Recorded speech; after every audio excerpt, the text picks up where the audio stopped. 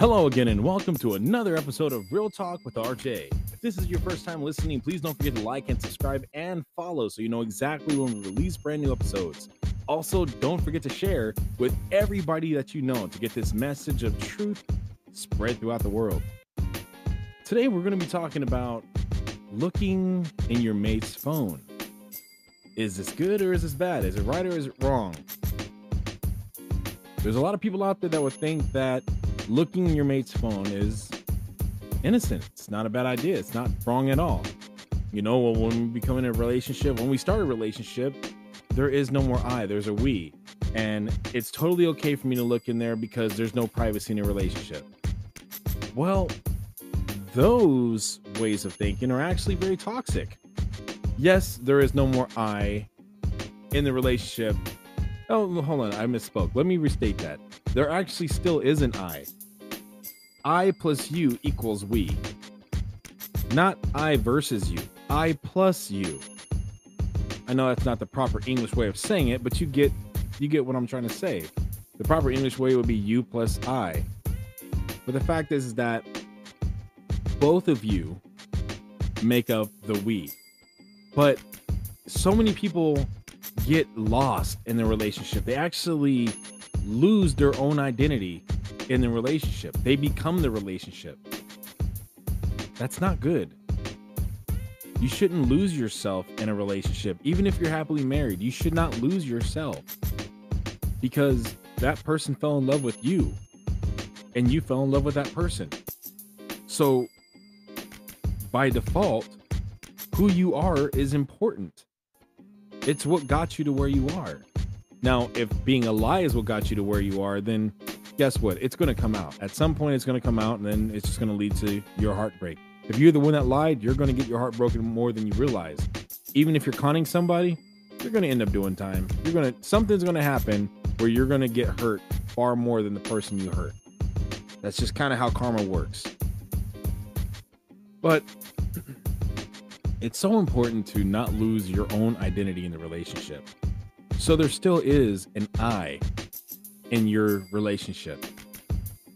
But your relationship should not hide behind you or be separate from who you are. It should be a complement to who you are because your individual identity and your partner's individual identity make up the we that is the relationship. Now, looking in your partner's phone. Now, if you were asked to look into that phone, that's one thing. My fiance actually knows all my passwords for my phone, and she knows how to get into all that stuff. I showed her. She never asked, but I showed her because I trust her. And I also want her to be able to have that peace of mind knowing that the option's there if she ever chose to. But the beautiful thing is that my fiance trusts me. She doesn't go snooping around in my stuff because I don't give her a reason to. I don't go out there having women call me at all hours of the night and go leave the room and go try to talk to them. Anyone that calls my phone, I can answer right in front of my fiance. And I can have a conversation right in front of my fiance. I can read a text. I can read an email. And I never have to worry about or be scared about, oh crap, what is she going to think? I don't have to worry about that stuff. So one of the biggest problems that we often face is that we have this desire, this innate desire to look into the phone. We're out there looking into the phone of our partner. Why are you being a detective? Why aren't you just being their partner? Well, maybe you might justify it by thinking, well, I will want to make sure that he's not cheating on me. Sweetheart, if he's going to cheat, he's going to cheat. Brother, if she's going to cheat, she's going to cheat. That's just kind of how it goes. If they're going to cheat, there's nothing you can do about it. But if you honestly are suspicious or suspect your partner of cheating, why are you with them? If you have this urge to always look in their phone or look in their phone, I mean, I leave my phone alone with my fiance many times. And she's still, like, I'm sure she has the desires to open up the phone and look in it. You know, she's had some trauma in her life. So those urges are direct reflection or direct link to that trauma. But the fact is that she's not acting on it. She's not a private investigator. She's not Sherlock Holmes. She's not a detective. She's my partner, and she trusts me. And multiple times she's told me, babe, I don't want to look through your phone because I don't want to build trust that way. I want to build trust this way. It means so much to me. And it makes me want to just do all I can to make sure the very appearance of infidelity never comes up. I want to do my part to make sure that I'm always faithful, always loyal, and always doing what I'm supposed to be doing to be honorable to my fiance. Additionally, if you honestly feel the urge to look into your partner's phone, you got to ask yourself a question. Is this my shortcoming that makes you want to do this? Is this because of a problem in me? Do I feel the need to look into my partner's phone because it's something that I got to work on within me? Or is it their fault? I mean, if they're sitting there and giving you reasons to want to look in their phone, like they're all, like you catch them you're just happen to go do laundry, you be doing something in the house, and then you walk across the hallway and you see your partner whispering on the phone. And then when you walk in the room, all of a sudden they stop talking, or they change their tone, or they start talking about something completely unrelated, or you just feel that you are the elephant in the room, which is stopping them from being able to talk normal. If you see something like that happening, yeah, I get it. I get the reason why you want to look in your partner's phone. And honestly, I feel that would be justified. That if you, here, let me back up. You do not have the right to look in someone's phone. That is their personal property. If you bought it, then yeah, you do have the right to look into their phone. If it's yours, if you bought it, it's in your name. If you bought it as a gift, it's not in your name. It's not yours. You bought it as a gift. It's just kind of one of those catch-22s. You should not look in someone's phone if the offer is not extended to you. If you were bothered by that scenario I gave earlier of your partner like whispering or changing their tone or doing something like that, I get it. You should confront them and say, look, why are you acting this way? Why do you always change your tone when I walk into the room? Who are you talking to? Why do you talk so different, when you're on the phone whispering? What do you need to whisper about? If those things are causing you to raise flags, I get it. But the fact is that you shouldn't just invade the privacy of somebody just because of a suspicion that you have. First, you need to analyze yourself and think, is this suspicion coming from trauma other guys have caused me or other people have caused me? Or is it because I have low self-esteem or low self-confidence? Like, am I the reason why I want to look in the phone?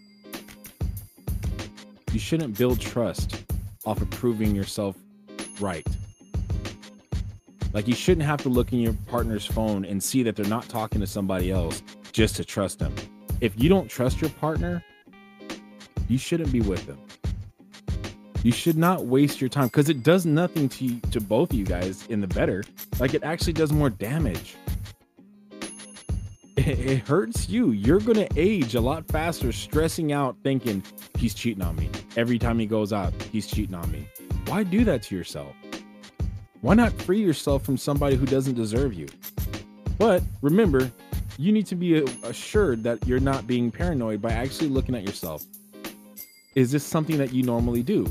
If looking through the phone of your partner is something you normally do, maybe that's something you need to work on. If it's something you don't do, it's something that's rare to you, that all of a sudden you've never had this desire, you never had this urge like this, but all of a sudden you do, then yeah, pay attention to that. That's probably a gut feeling for something. But sometimes gut feelings really aren't gut feelings. They're your own paranoia thinking, I need to see, I need to see, I need to see.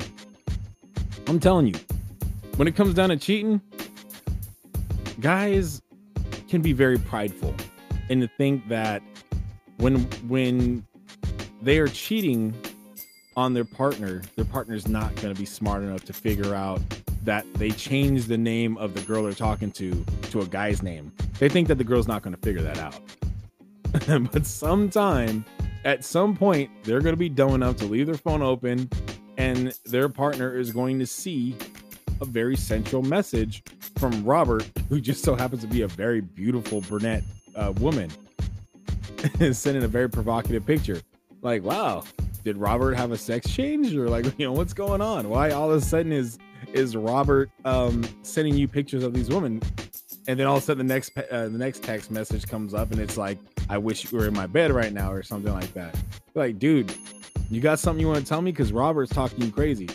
And then, they're probably going to give you some BS lie, like, oh, no, that's just my boy playing around. He always talks like that. Then you're going to give him the nice little question. Let me see the whole strand of messages. And his eyes are going to give you the answer of what you're looking for. You don't need to check his phone. If my fiance were to ask me, babe, can I see your phone? I'd be like, you don't even have to ask, my love. You just go grab it. Why do I do that? Because of the fact that being faithful for me is intoxicating. It is so addictive, in my opinion. This is just me. I'm not saying how it should be with everybody. But for me, being faithful is very addictive because I love the freedom of not worrying about who's on the other side of my phone calling me. I never have to worry about a text message coming out and being like, uh-oh, that shouldn't have been there. I never have to worry about that. I never have to worry about what my fiance is going to find in my phone. I never have to worry about what she's going to hear if I'm talking to someone on speaker. I never have to worry about those things because I don't mess around with other women. I have one woman and I love her. Now, I wasn't always that way. I was a lying cheat. I used to be a dog. I slept with so many women out there, and I realized it took me like 20 years to realize that the reason why I did those things is because I didn't love myself. I didn't value myself. I started thinking about, different characteristics of my value. And I realized, like, I had this idea. It's like, not to get scriptural or religious or anything like that, but like God gave me this image, and he said, because a lot of guys love cars. He's like, let me ask you a question, Ross. I was like, what's up, God? We talk like that. And I asked him, or he asked me, if you had a beautiful brand new Lamborghini and you saw this gorgeous woman outside, would you let her drive it just because she's gorgeous? And I smiled and like, no. He's like, why? And I'm like, it's a $500,000 car. I'm not about to let a woman drive that car just because she's beautiful. Now, if she's like Danica Patrick, she's a professional driver. She's got an incredible track record in driving. Yeah, and I know her really well. Yeah, I don't mind. We have that kind of relationship. It's good. But I'm not going to let someone drive my car just because she's pretty. And then he asked me this question very calm. Then why do you let so many women ride you? Aren't you worth more than a Lamborghini? That question was a gut check. I realized that I didn't love myself. So therefore, I could not love anyone else because I didn't love myself first. But once I started loving myself, I started being faithful. I didn't want to cheat.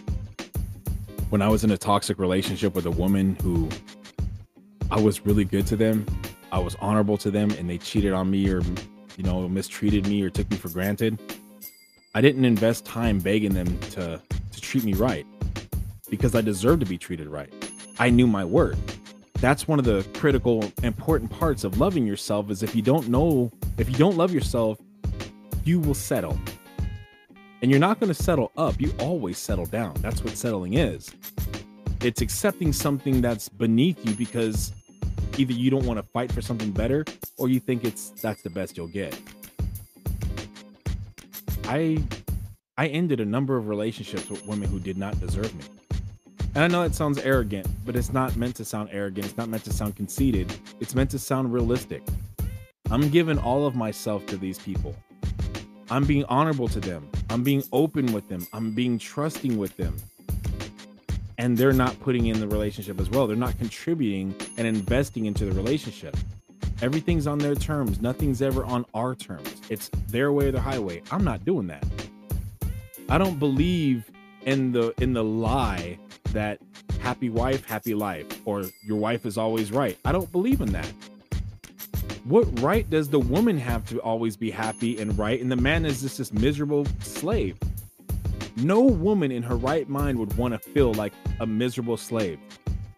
So it's not fair that men should have to submit to doing every single thing their wife wants just to make her happy. That doesn't work that way. You both are a team. You work to be happy together. That's the key. If my babe is tired, she comes home, I'll give her a foot rub. She doesn't have to ask me to give her a foot rub. I've given her hand massages. I've given her like a number of things. Like, you know, she cooks for me. I cook for her. Like, I go out and get some ice cream or something. I'll bring her something back. I'm always thinking of things to do because I would want somebody to do that to my daughter if I had one. I would want them to be like, I would want them to treat my daughter like the queen or princess that she deserves to be. Not by entitlement, but that this is who she is. So she should be treated like royalty because she serves her king and her king should serve her back. Now, why do I say all this? Because it may seem like it's off topic, but it's not. It's a really, really critical point in understanding why so many people look through the phones of their partners. A lot of times it's because of them, not because of their partner. It's because they have shortcomings, because they lack self-respect or self-love, or maybe they just think that they're not good enough. So maybe there's work that needs to be done within them, that the desire to look into their partner's phone is because of a flaw they have. Now, on the other hand, they may have this desire to look through their phone because their partner is feeding them a bunch of BS lies. That's where you have to be realistic with yourself. I'm telling you, if you check your partner's phone, I mean, if you can't do something when they're not there, you know what's wrong. My fiance could look through my phone right next to me and I'll be all right. I'm not gonna be like, oh. Because honestly, it's probably the best thing to do. Like, if you're gonna look through your partner's phone, it's probably the best thing to do it right in front of them. Because I'm telling you, if there's something in there you shouldn't see and you're checking in the phone right in front of your partner is going to get really handsy with his own phone or her own phone. They're going to try to take, let me see something real quick. They're going to try to take it away from you and take control of the situation to stop you from looking in their phone. So that's just, food for thought. Because I've experienced that with one of my exes. One of my exes, I saw a message come up across her screen and she blocked it off. She moved it off the screen real fast, but I happened to see the face of the guy and see a brief part of the message, which was very seductive. I'm like, interesting. So I said, may I see your phone? She's like, why? I was like, let me see your phone, please. And she really, really reluctantly gave it to me. And she thought by deleting one of the apps that she had used that I wouldn't be able to see. And I happened to find the app, and it was actually pretty easy too. And I happened to see these pictures that she had sent this guy, pictures that she had sent to me, pictures that no other guy should have saw. And then I saw pictures of this guy. I'm like, that's not what my body looks like. Why is another guy sending these pictures and you're sending these pictures to him? And she's like, and she just stopped answering. I tried everything I could in that relationship, but at some point you have to realize you have to love yourself. And if somebody else isn't going to love you, they're not worthy of you. You should not feel like a detective in your relationship. If you feel like a detective, either there's something wrong with you or there's something wrong with you. If you feel like a detective, it's either because of a shortcoming you have and you need to work on, or it's because you're not smart enough to leave or in the relationship. I think that's a nice summation of the two paths, because you should not feel like you have to look in the phone and be a detective with someone you trust and love. You trust and love your partner. Trust and love your partner. Don't sit there and be a detective looking through their phone every 5 seconds to prove, if he's cheating, I'm gonna catch him. If they're cheating on you, it will come out. The interesting thing is, each one of those times where I caught my exes cheating, I wasn't looking for it. I wasn't doing any detective work. I wasn't looking for it. It just came to light. That's just kind of how it works. People who cheat, once, yeah, they might get away with it.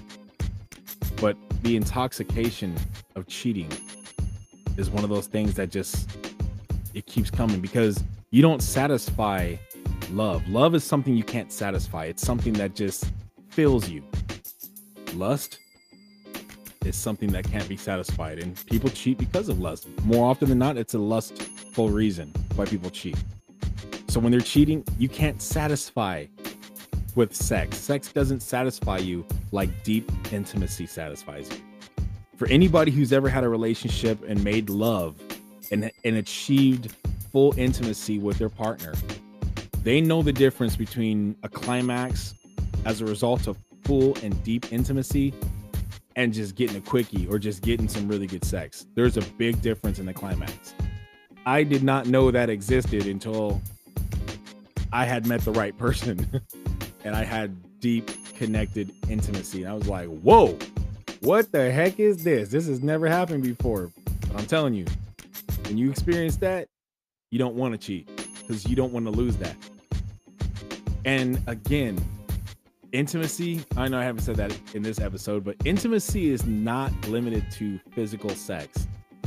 Intimacy is a deep connection. You can have intimacy by just sitting on a rocking chair while it's raining and holding your baby in your lap. That's intimacy. Intimacy is looking at the family that you both created and raised. Intimacy is sitting there and watching your baby change a diaper, whether that's your husband or your wife. By watching your partner help make your house into a home, that's intimacy. It's not limited to sex. It's the deep connection of knowing someone loves you more than themselves. So if you're with somebody and it feels like you can't trust that person, you have to ask yourself, am I doing something wrong? Or is this person doing something wrong? Don't stay with somebody just because of how much money they make or how beautiful they are or how good the sex is. Because I'm telling you, there is no level of sex that's stronger and better than deep physical intimacy. It's a feeling that you just can't imitate, can't be compared. Give your partner their privacy. Because if you take away their privacy, you're going to cause problems. Trust your partner. Remember that you plus them equals us. I plus you equals us. If you take away the I in a relationship, you're going to lose yourself in the relationship and you're going to toxify your relationship. And it's not worth it. That's such an important part of life, is teamwork. And remember, if you watch sports, you look at basketball, football, any sport out there, the team wins because they play together. But each individual position is important to play their position. Each individual who participates is extraordinarily important. And it's so critical that people don't forget that point. It's so important. And if you do, you're going to end up missing out. We got Jason on. Hey, Jason, how you doing? What's going on, Ross? So I have experience with this. Should you look inside your partner's phone? Never. Under no circumstance, ever. That's my answer to the question. You have experience? Like what kind of experience have you had with it? I've had my partners look at my phone. How'd it make you feel? Honestly, I didn't give a shit, but what followed their behavior was constant insecurity and speculation of fear of what I was doing instead of what they were doing. But I was listening to you, and it happens a lot. I won't say this all the time, but it does happen where those who are checking are usually doing something bad themselves already. Ooh, that's a great point. Because people are very predictable when it comes to that. If they're super clingy, that's the other alternative. Mm-hmm. They're so insecure because they're damaged by either bad relationships or bad upbringing. You know, they have a bad core sense of value of how relationships or how people treat each other. respect boundaries. All I can tell you is that a lot more times than the majority, in my opinion, they were doing something bad, and it's kind of like a diversionary tactic, in my opinion, to not show what they're doing. But see, when it was done to me, I didn't really say anything right off the bat. I was just like, why the fuck would she do this? Like, I don't care. My phone's, go ahead. If you need to look at my phone or use it, go right ahead. I have nothing to hide. If I didn't want you, I'll cut you loose. Yeah. It's just that simple.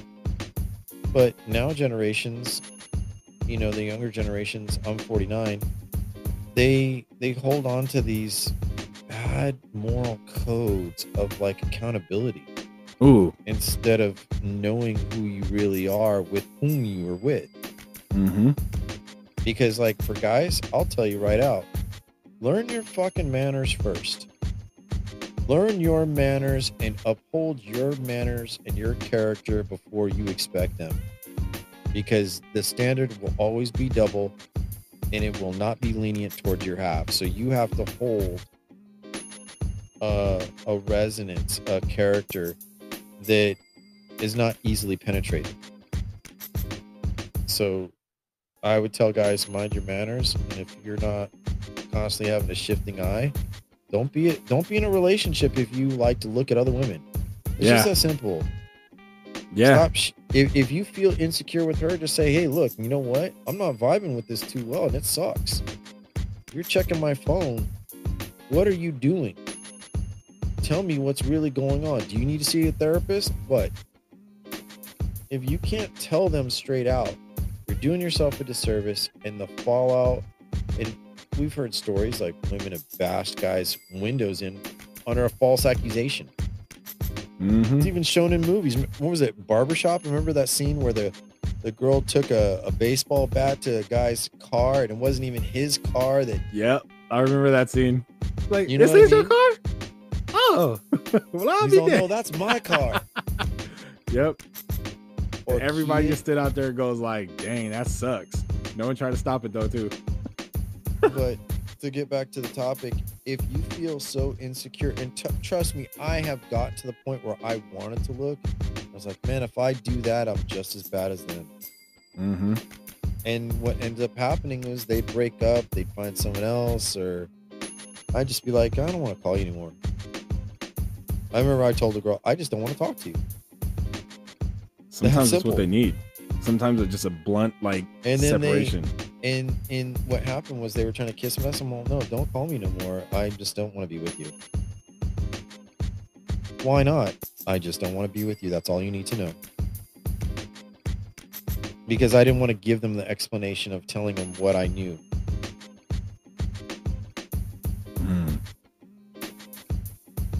To let them resolve with that, My time's about to expire, but thanks, Ross. No problem. Thank you so much, Jason. I really appreciate you coming on, brother.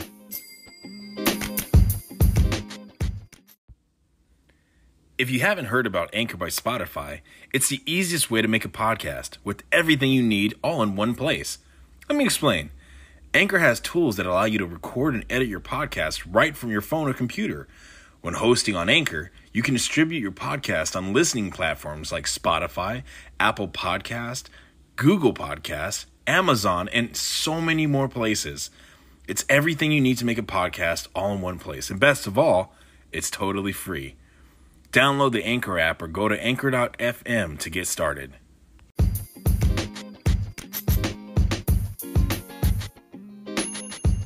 I also just wanted, I know when I used to cheat, and I talk about my cheating days as well, not to glorify them, because there's nothing to glorify about being unfaithful. There's really not.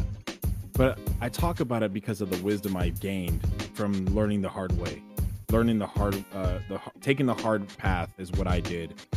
And I really wish I didn't have a real father role model growing up. My dad was in prison since I was 9 years old, and I became a statistic at 9 years old. Just another black kid with a dad in prison. That's what happened. And it really sucked to become that. And it took me so long to realize, and this is just a sidebar, but it took me so long to realize that I'm not defined by the color of my skin, but by my character.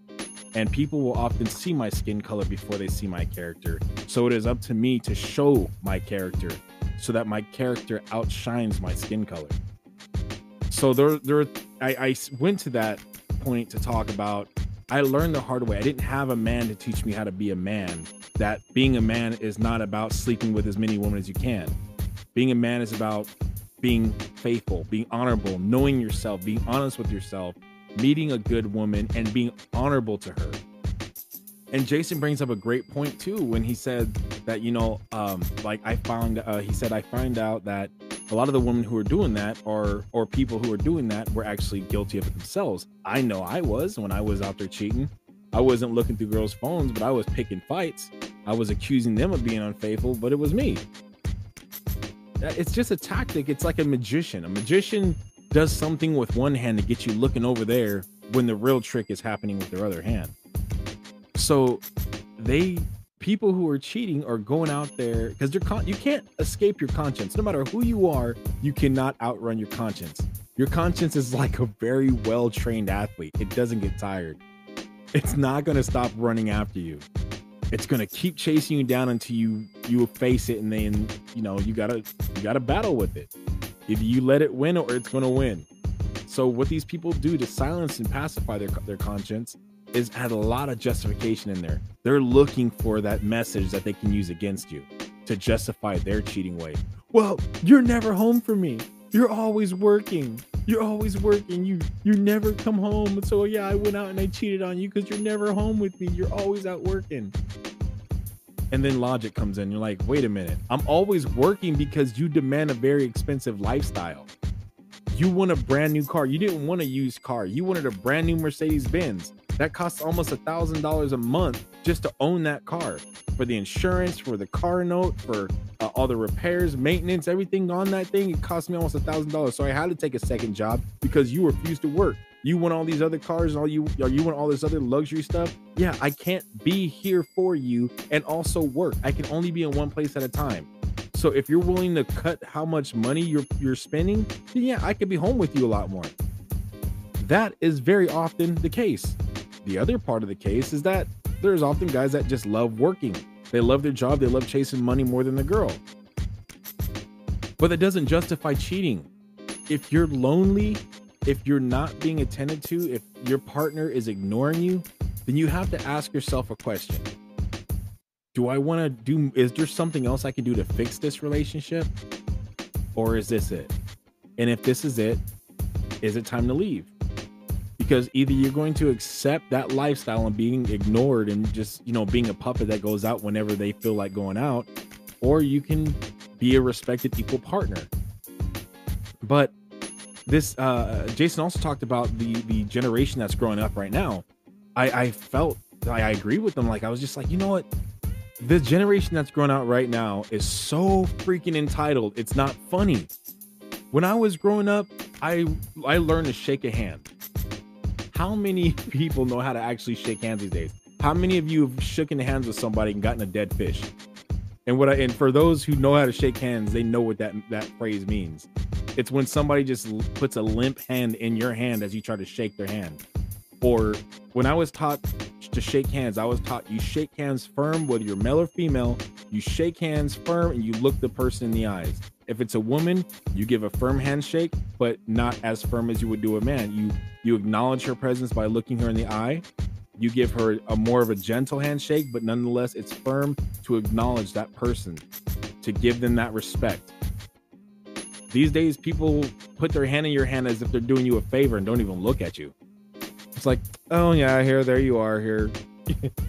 Like, I'll throw their hand away. I'm like, never mind. I don't tolerate dead fish handshakes. I shake hands with people to show respect to them. And if you put a dead fish in my hand, you're not showing me respect. You are insulting me. I don't deal with that. I don't tolerate that. That's not okay. So people are so entitled these days, they feel that they have the right to look in your phone.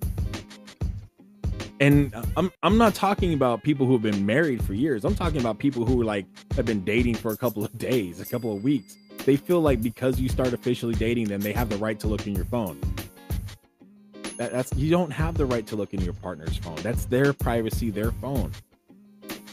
And it's just, it causes so many problems. Like Jason hit a lot of great points when he was just saying that it deteriorates after that. People start acting less involved in the relationship. You know, they're looking for you to be cheating. And when they don't find what they're looking for, then they get less involved, less love is showed, and less trust is there because they suspect you of something. Do you really want to be with someone who suspects you of cheating when you're not? Yeah, they might have a beautiful, beautiful face and you might have great sex. They may have a great body, but is it really worth it? You're miserable. Other than that, like, sex is not, you're in a 24-hour period. You're not going to have sex for 24 hours. Even if you took a Viagra and a Blue Rhino and all kinds of extra supplements and stuff, you're not going to go that long. Unless maybe you're a very rare and gifted individual. But there's going to be a time where you're just going to like relax and go get something to eat, shower. Like you're going to function throughout the day. And if the only high points of your life come, circulate around having sex with your partner, you're not choosing the right partner. Sex is going to get old after a while. And then what's left is just going to be your partner. Like, are they an amazing person or are they garbage? Like, do they have a crappy personality? If you have to feel like a detective in a relationship, it's not worth it. If you're suspecting your partner of doing something and it just won't leave you alone, you need to make a choice. And maybe that choice is not to look through their phone. Maybe that choice is to say, I don't feel like I trust you. I don't know, maybe it's something with me, but I don't feel like I trust you because you do these things. You don't give me good answers. I think it's time for me to leave. Have the courage to leave. Whether you're male or female, have the courage to leave. But the thing is that the biggest point in this is that nobody should invade the privacy of somebody else. You need to give your partner the respect you would want. You may, like me, I'm very open. My fiance can check my phone anytime she wants. Like I've said earlier, she can do that anytime she wants. I've offered that to her. I have nothing to hide. And I also extend it because it keeps me accountable. It makes me remember, like, if there's ever an opportunity for some girl to do something with me, I will always remember that my phone is open to my fiance and I'm not taking that right. So it further dissuades me from making choices that I will regret in the future. I have fail safes in the way. I have fail safes in the way to make sure that I maintain my current path of being faithful and being honorable. If anyone else would like to chime in, I'd love to hear your opinions on this because, there's lots of perspectives that people have when it comes down to looking in their phone. Some people think that, yeah, you should, because if you're doing this, then it's going to come out. Other people think no. What other opinions do we have out there? Feel free to chime in. You're definitely welcome to chime in. I would love to hear your opinions. I love to hear what other people think about looking in the partner's phone or having the phone looked into. Especially women. Like, I really love to hear the opinions of women because there's some good opinions. There's some who are pro and some who are against. I know a lot of guys are really not in, they're quite opposed to having someone look in their phone. I know people who've been locked up hate the idea of someone looking in their phone just because you're like, dude, like, I've had no privacy for so long. I would like to have some type of privacy. I don't want to have my privacy taken away from me just because I'm with somebody. That's not fair.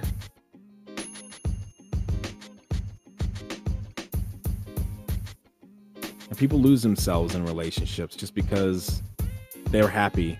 They're in a relationship, so they often lose themselves. Don't lose yourself. Don't lose who you are to please somebody else. If you do that, you're only failing yourself. And you're failing your partner.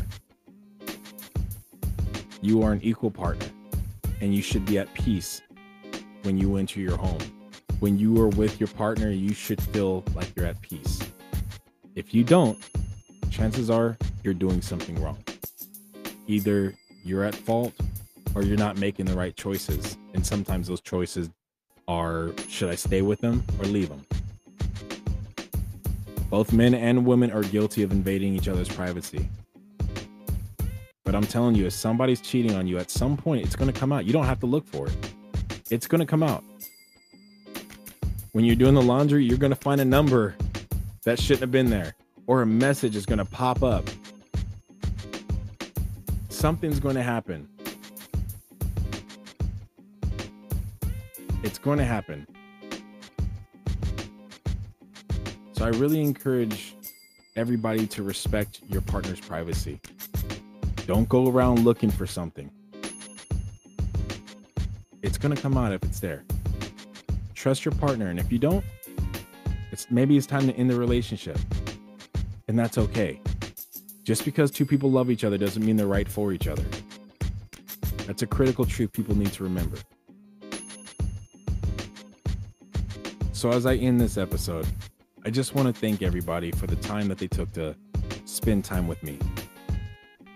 It was great hearing the opinions of others. It was great hearing Jason's opinion and his feedback. And for those of you who don't know, I'm the author of Soul Guardian, the book by R.J. Kurtz. That's my pseudonym. I write under R.J. Kurtz. You can find it on Amazon or anywhere books are sold. I'm also the host of the podcast Real Talk with RJ, available anywhere podcasts are sold or listened to as opposed to. But I encourage you to listen, check it out. And I hope you enjoyed what you heard. I hope you enjoyed the time with me, because I definitely enjoyed the time with you guys. Thank you so much for spending time with me on Real Talk with RJ. Signing out.